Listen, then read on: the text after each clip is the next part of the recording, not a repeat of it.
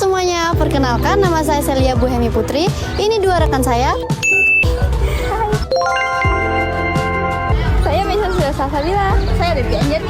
Kami dari kelas 1C. Di sini kami akan membuat tugas mata kuliah praktek anatomi fisiologi. Sistem integumen. Sistem integumen adalah lapisan terluar tubuh. Sistem ini terdiri dari kulit, rambut, kuku, dan kelenjar. Sistem integumen bertindak sebagai penghalang fisik, melindungi tubuh dari bakteri, infeksi, cedera, dan sinar matahari. Sistem ini juga membantu mengatur suhu tubuh dan memungkinkan merasakan sensasi kulit seperti panas dan dingin.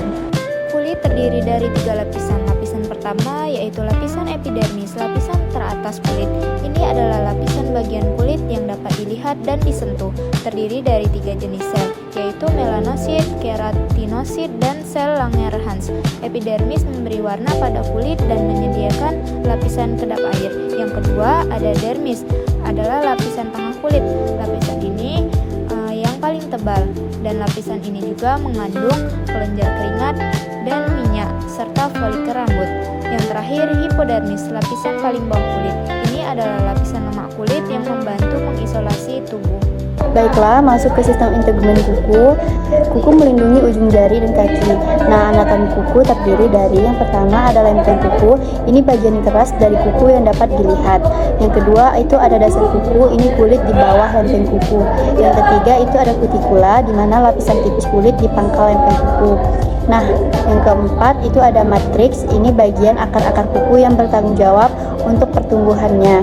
Nah, yang kelima ini ada lanula, yaitu bagian kuku yang berwarna putih dan berbentuk bulan sabit. Nah, masuk ke rambut. Rambut kita memiliki fungsi lebih dari sekedar membuat kita terlihat menarik. Rambut di kepala membantu menjaga suhu tubuh tetap hangat. Mata dan alis kita melindungi mata dari kotoran dan air. Rambut terbuat dari protein yang disebut keratin. Nah, rambut terdiri dari 3 bagian. Yang pertama itu adalah batang rambut, folikel rambut, dan umbi rambut. Batang rambut ini merupakan bagian rambut yang dapat dilihat, disentuh, dan ditata. Folikel rambut ini merupakan struktur berbentuk yang menahan rambut di kulit. Yang terakhir itu ada umbi rambut, yaitu terletak di bawah kulit dan bertanggung jawab untuk pertumbuhan rambut. Di sini terlihat ada gambarnya: hair shaft, epidermis, vein, arteri, hair bulb, stratum corneum, hair follicle, sebaceous gland, dan dermis. Merinding disebabkan oleh sistem integumen. Kita semua memiliki otot erektor rambut yang terhubung ke folikel rambut dan kulit kita. Ketika berkontrol, otot ini membuat rambut kita berdiri tegak. Merinding adalah apa yang kita lihat ketika otot-otot kecil ini berkontraksi. Di sini ada sistem integumen kelenjar. Kelenjar terdapat di seluruh kulit. Kelenjar melepaskan zat-zat seperti air, garam, atau minyak dari bawah kulit ke permukaan kulit. Nah, sistem integumen ini terdiri dari kelenjar-kelenjar berikut. Pertama, itu ada kelenjar keringat. Nah, kelenjar keringat ini adalah kelenjar yang mengeluarkan keringat melalui kulit. Ada 2 jenis keringat. Yang pertama adalah kelenjar ekrin. Kelenjar ekrin ini tersebar di seluruh tubuh dan terbuka ke pori-pori. Dan kelenjar apokrin. Sedangkan kelenjar apokrin ini terbuka ke folikel rambut. Yang kedua, ini ada sebaceous. Ini kelenjar ini menghasilkan sebum atau minyak dan memberikan minyak pada wajah. Yang ketiga, ini ada kelenjar ceruminosa. Kelenjar ceruminosa ini adalah kelenjar di telinga yang mengeluarkan kotoran telinga. Yang keempat, ini ada kelenjar susu, di mana ini adalah kelenjar yang terletak di dada seseorang ataupun pada wanita. Kelenjar susu ini menghasilkan susu setelah melahirkan. Di sini ada gambarnya, yang di sini ada saluran keringat. Nah, yang terletak di bawah ini epidermis dan di bawahnya lagi ini dermis. Ini merupakan kelenjar keringat. Yang kedua tadi ada rambut. Di sini ada rambut. Ini kelenjar sebaceousnya terletak di sini dan saluran sebumnya di bagian bawah. Nah, kelenjar ceruminosa ini terletak di Masuk ke fungsi sistem integumen melindungi tubuh melindungi tubuh dari infeksi dan cedera yang mungkin dapatkan dari lingkungan eksternal. Nah, ini adalah lapisan pelindung tubuh dari garis pertahanan pertama terhadap virus, bakteri, dan mikroba lainnya. Sistem ini melindungi tubuh dari cahaya berbahaya dan membantu mengatur suhu tubuh. Sistem integumen menyimpan lemak, air, glukosa, dan vitamin D, serta membantu mendukung sistem kekebalan tubuh untuk melindungi dari penyakit. Sistem integumen memiliki banyak fungsi penting sistem ini. Pertama, itu memberikan perlindungan fisik terhadap bakteri dan kuman. Yang kedua, ini menyerap dan membantu menyembuhkan lecet, luka potong, dan cedera lainnya. Nah, yang ketiga, itu melindungi dan memberi bantalan pada tubuh yang terinfeksi. Yang keempat, itu melindungi Anda dari sinar matahari ultraviolet UV dan serangan matahari. Kelima, itu mengeluarkan sebum, keringat, dan zat sisa lainnya dari tubuh. Yang keenam, mengatur suhu tubuh dan memungkinkan untuk tetap merasa sejuk. Yang ketujuh, membantu merasakan panas, dingin, dan mendeteksi sensasi lainnya. Yang terakhir, itu membantu mensintesis vitamin D. Anatomi tubuh seperti mesin yang kompleks. Semua organ bagian tubuh dan sistem bekerja sama untuk menjaga semuanya agar tetap terkendali dan berfungsi sebagaimana mestinya. Nah, sistem integumen ini berperan dalam membantu sistem lainnya untuk mempertahankan fungsi-fungsinya.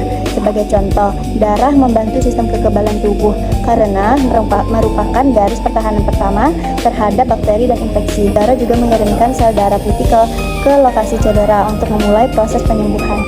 Selanjutnya, kondisi dan gangguan sistem integumen unit.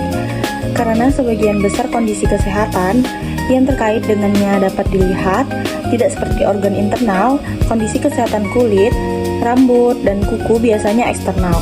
Artinya, Anda dan penyedia layanan kesehatan dapat melihatnya. Yang pertama, ada gangguan kulit. Beberapa gangguan kulit yang paling umum adalah alergi seperti dermatitis kontak dan ruam akibat tanaman beracun atau poison ivy. Luka lepuh akibat trauma, gigitan serangga seperti gigitan laba-laba, gigitan kutu, dan gigitan nyamuk, kanker kulit termasuk melanoma, infeksi kulit seperti selulitis, ruam kulit, dan kulit kering. Gangguan kulit seperti jerawat, eksim, psoriasis, dan vitiligo, lesi kulit seperti tahi lalat, bintik-bintik, dan kutil, serta luka bakar termasuk luka bakar akibat sinar matahari dan bekas luka. Yang kedua, ada gangguan rambut.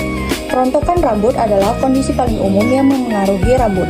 Beberapa jenis kerontokan rambut bersifat sementara yang lain bersifat permanen.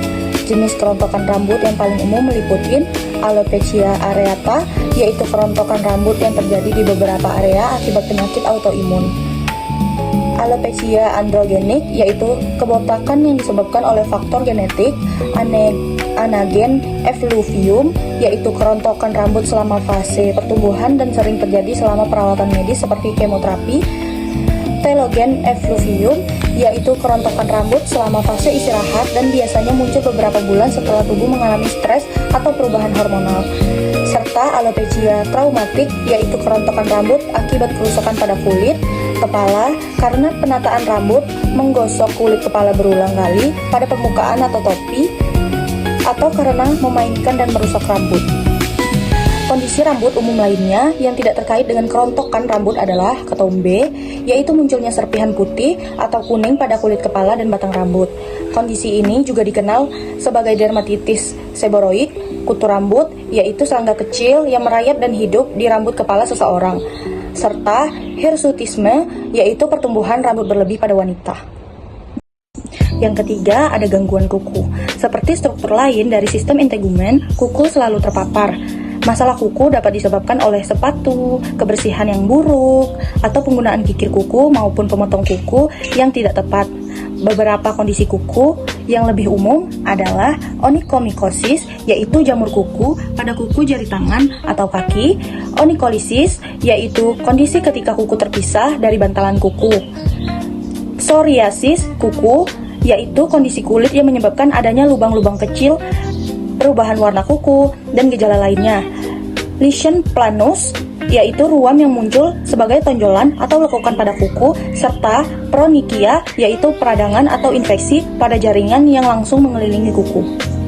Yang terakhir ada gangguan kelenjar. Beberapa kondisi kelenjar keringat dan kelenjar sebaceous adalah hiperhidrosis, yaitu keringat berlebih, dermatitis seboroik, yaitu bercak merah bersisik yang menyerang wajah, dada, atau punggung. Jika berada di kepala disebut ketombe, serta hiperplasia sebacea, yaitu kondisi kulit yang umum terjadi pada organ lanjut, usia, dan menyebabkan munculnya benjolan kecil kekuningan pada kulit.